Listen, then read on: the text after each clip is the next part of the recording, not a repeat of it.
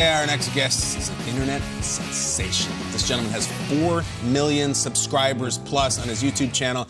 He is a former college football player. He has connections in almost every single major sport. Please give a warm good morning football welcome to Donald De La Haye, a.k.a. Deestroying. What's up, D? How you doing, man? How's it going? How's it going? Glad to be here, man. Thank you for having me.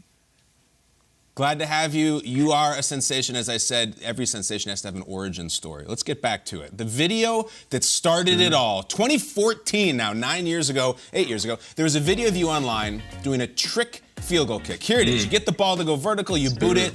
Take us back to that field, and then take us back to what you were thinking when the video blew up and you knew maybe your life was about to change. Man, so that was like my first ever viral video or whatever. We're sitting at practice, and I was a kicker, still am, but you know, we get bored at practice. So we're doing a walkthrough. I didn't have much to do. I'm kicking field goals, and one of my equipment managers has a phone out there, and I spun the ball the first time, kicked it. She's like, "Oh, that was dope. You need to record this. You record this." So I was like, "All right, film it." I do it again, kick it, make the field goal. And, you know, I just posted on Twitter thinking nothing's going to come from it. But next thing I know, SportsCenter pick it up, ESPN pick it up, all these major news outlets. I was like, dang, this is insane. I don't know it was going to have this effect. But, you know, now people kind of know who I am. People are looking out for stuff. I was already kind of a content creator. So that was my first real, like, publicity online. It was dope. It was dope. It's an awesome story. And in 2017, you were the kicker, not at like at UCF, Division I ball, you were the kicker. Yeah. And at the same time, your YouTube channel goes on fire. It's blowing up. Take us back to like that time in your life where, yeah, I'm on the college football team, but this content creation game is kind of taking off and I might have to choose a path. Man, so it was honestly scary, especially having to make a decision. I don't know, as you guys may know, but a lot of the audience doesn't know, I was given an ultimatum.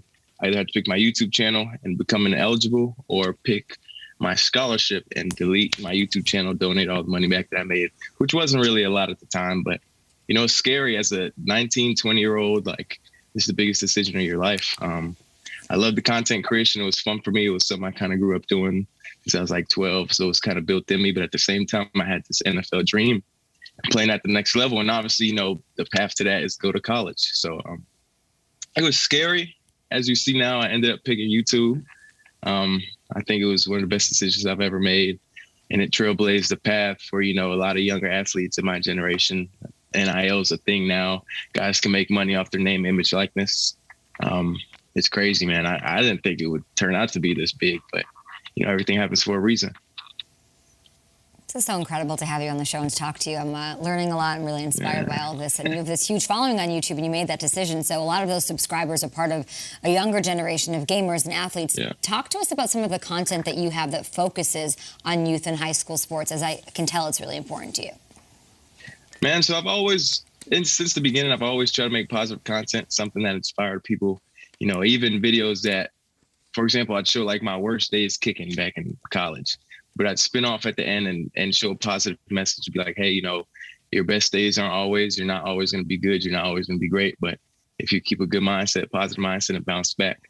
So even to this day, all my content is some type of giving back, some type of positivity, some type of positive message, just trying to be a role model to the youth that I really never had growing up.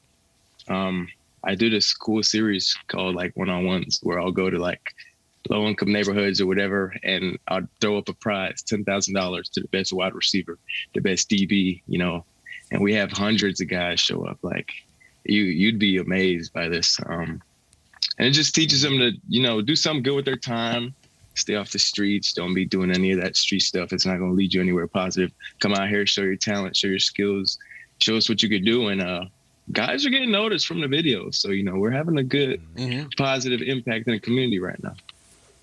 Very cool. D, big dog, like I used to think that I was the only role model in my son's life. And I found out a couple days ago, you were actually the guy that one of the biggest role models in his life. And just learning your story, understanding what's happening, man, I'm glad he chose you because you are a positive dude. Now, as of Tuesday, you became one of the newest members of the Faze Clan, which is a professional esports and entertainment organization.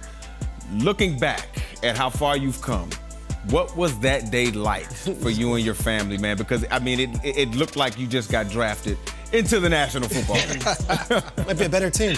Hey, man, first off, say what's up to your son for me. I appreciate the support. But, man, that day was crazy. It was huge. I didn't expect it. They flew my family out all the way from Florida to L.A. I was in shock when I seen them. The Faze Clan made me feel like I'm a part of something. Obviously, you know, I had that NFL dream, so them kind of making it seem like I got drafted was amazing. It was surreal. There's a lot of big projects coming up with Faze. They're working on a partnership with the NFL, so I do get to work with the NFL now, which is amazing. Mm-hmm. And Faze is just gonna help me give back like I already do, man, but just at a bigger scale. I got a machine behind me now.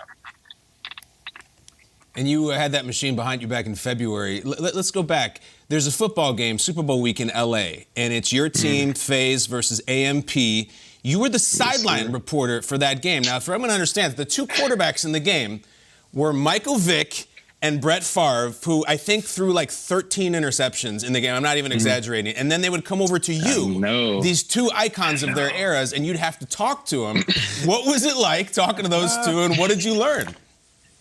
Hey, Brett was a little upset, man, you know. Yeah. Throwing a lot of picks, and you're not even exaggerating. He did throw a lot of picks, but, you know, it's probably because he didn't have me out there. Yeah, I would have been his star receiver. There you go. Could be. AMP went and recruited some actual football guys, so I feel like it was a little unfair, but, you know, me and Faze Clan, we want it back in blood, man. We coming back for the rematch. So we got some big things planned for the draft weekend. You know, we can't speak much on that, but it's coming. But Mike Vick, he was having a good time, bro. He was just slanging dots. He tried to run a couple times, man. It was cool seeing some legends, you know, get back to what they do.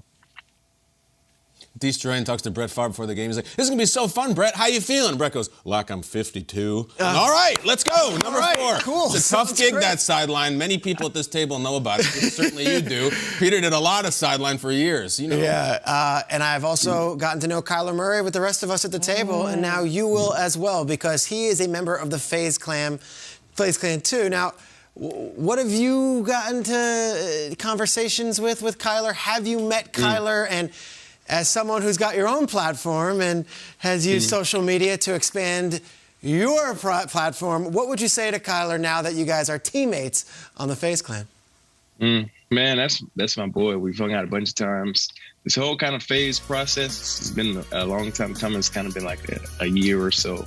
So I've met Kyler a bunch of times. We've hung out a bunch of times. We played games a bunch of times. The man loves gaming, and I will say he's pretty freaking good at it.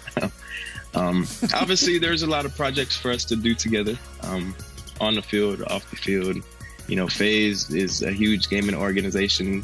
Kyler loves the game, so we're going to be seeing a lot of crossover in that world. Obviously, he's one of the best quarterbacks in the league right now as well. So looking forward to the season, looking forward to go out there supporting one of my Faze Clan brothers, and just doing a lot of stuff together, man.